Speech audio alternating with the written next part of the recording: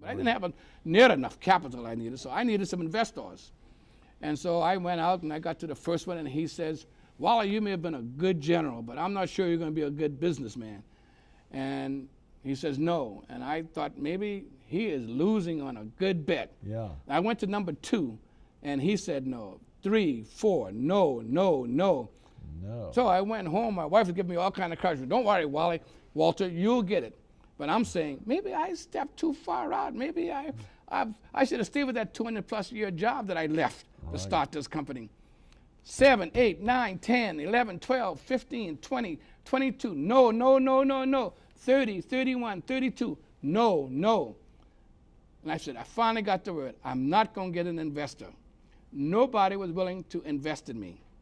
So I went home. My wife and I went home. We were on the boat, a little small cabin cruiser we had in Georgetown. I'm looking for this voice out of the clouds to say, you screwed up. You should have stayed in your job, or tell you what you should do. None of that happened. Then all of a sudden I said, guess what? I'm sitting on capital, a boat. Right. So I sold the boat. I lost a lot of money when I sold the boat, but I got capital. Right. My parents left me a home in Charleston. I sold that. We had a home in Atlanta, as I mentioned. We sold that. I had my 401k. We sold that. Got 3 mortgages on my house. I sold that. I had faith in me that I would succeed. And that's how I got the capital. And you know what's so good about that? When we sold a company, I didn't have to go look for my investors. All I had to do was look for the rest of my family members. Isn't God good? That he is. That he is, Wally. That is incredible. What a story to think of that. And 32 investors says no. I talked about it in the book. Golly, were there any bankers or anyone who would extend or help, or well, the bankers, you get any good advice from the only banker that I got that would help me would be Danny Seal at Carolina First. Right. I gave him a list of all my potential customers, and he said, we don't give loans on listings as in real estate, only on contracts. He said, but you have a nice little home there in Wedgefield on the canal in Georgetown. Let's see how much money you have in that. And so he gave me a loan in that. Then a few months later, I needed a second loan. He said, well, let's go back and get another appraisal. We got another appraisal. We got a second loan. And on our way back to Atlanta, my wife says, you know, Danny gives you these loans so easily. Maybe one of these days we're going to come back and Danny and his family will be living in our house on the canal. But Danny was very instrumental in helping me get to where I am. That is great. Only banker that trusted in me. The rest of the bankers, matter of fact, I had a very bad experience when we started out. I had a young man who worked for me, went to get a loan from a bank, and they said, okay, we'll take care of it. And when I showed up, they said no. Really? Yeah. No. Wow. But that's okay. Yeah. God was on my side all along. I didn't have to land a lot of money. I had a lot of money, so to speak. Right. Sold some of my material things. And so I sold that 39-foot boat, and I ended up with a 106-foot yacht. So. Yes. Wow. Oh, we don't even want to talk about that. That's not in the book. Or it may be. There's some wonderful things in the book. I loved one of these quotes. Show me an entrepreneur with a 700 credit score, and I'll show you someone who probably has inherited wealth. Yes. Without question, a lot of people want to become entrepreneurs, want to start a business, but for some reason or other they were laid off from their jobs or whatever, and they have bad credits.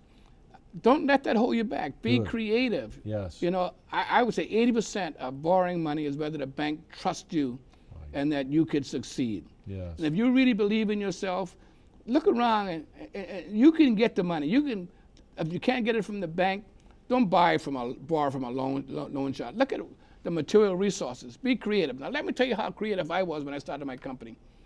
I didn't have enough money to pay my 4 executives initially. So what I did was to say, you come to work for me, I'll give you what we make in profits, and this is how much money you would earn over a period of time. And when we get to that money, I would pay you all that money back, plus additional funds. Right. And do you know that those 3 executives said we were working for you for nothing until this company gets off of the ground? And when the company got off of the ground and we started making money, I paid them back. I made sure I got double their payback and triple their payback. Wow. I paid back that loyalty. Yes. Yes. They were loyal to me. They had faith in me, and I paid them back. But that was a creative way of starting my company. I didn't have money to pay those guys initially. That is tremendous, Wally. Well, that is, I don't know what to say. That's stunning. Those are great words. You've shared some wonderful nuggets. There's so many wonderful questions we'd want to get into. I think one big one, and you probably opened it up for us yesterday, of inspirations for you. Who have really provided, who or what has provided the biggest inspiration for you? This is going to sound a little odd when I get to my ultimate inspiration. But my parents, without question, very religious, very strong values. The neighborhood, I went to a Catholic school for 14 years, primer, kindergarten, 1st through 12th grade. But believe it or not, my wife has been a big inspiration to me. She's always been there for me. The down times, the tough times, she's been there. Sometimes very critical, but that criticality made me become a better thinker. So I wanted to please her. I wanted to please my family. That was the kind of inspiration that I needed. But my parents were very instrumental, and relatives, friends, the nuns at the Catholic school, Oblate Sisters of Providence, and the Holy Ghost Fathers who I grew up with. I was an Episcopalian for the first 17 years of my life. And I have to give credit to that church also, that denomination, because they helped me. That's tremendous. What do you think you're most proud of in your entire life? That's the easiest question you've asked me today. The proudest thing that I have in my life is my family. My wife, who's been with me for 58 years, those wonderful 6 kids, the 14 grandkids. But again, you obviously know that I'm very close to my wife. The book is dedicated to her as my best friend, my main squeeze, my lover of 52 years, who has been just absolutely tremendous in her support of me. And I tell all entrepreneurs, if you're married, make sure your spouse is in there with you.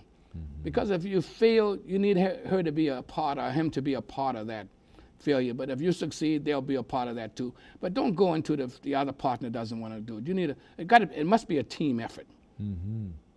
How about if your spouse, let's say it's a female entrepreneur, and her husband may not be fully on board? What are some of the things? I mean, ultimately, you had Doris's support out of the gate. What if she had been, on the fence? How do you help get that person over? I think that's very important, that if you can convince that spouse by showing them how this company is going to work, what the goals are, what the objectives are. Here's my plan. Here's my strategy on how I'm going to achieve success the first year. Here's what I need to do the second year. Here's what I need to do to succeed. If you can convince that spouse that you can be successful, then you may have a pretty good time convincing potential customers to come buy your product or your service. And especially, it may help you with investors, but investors have all kinds of reasons why they would invest. And one thing about investors, if they invest in your company, they're going to want way more than they deserve. Well, I know they hold a critical role, and obviously for so many companies, they wouldn't be around with some early investors. It was great that you had some equity and things to be able to utilize. The biggest takeaway, if we got to wrap, if a viewer is some reason for them to go pick up the book, what is the most important thing you want to make sure they take away from I Can Do That? I think the important things involve values. Your strong values can take you a long way.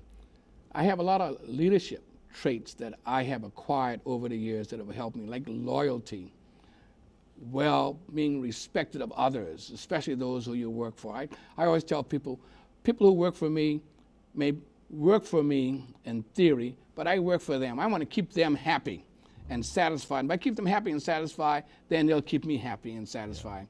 And the management tool, very important. Setting goals and objectives and putting a plan in place to achieve those goals. And more than anything else, in my case, is trusting in the Lord and the power of prayer and using all the education that I've received and outworking everybody around me. That is wonderful. General Johnson, thanks so much for being with us this morning. I really appreciate being here. Absolutely. Stay tuned to a little more with General Walter F. Johnson III, author of I Can Do That, Advice for Spiritual Entrepreneurs, coming up next. 106 pages, 19 chapters. There's a reason General Johnson's book's going to be a bestseller. It's an easy read. It's a fun read.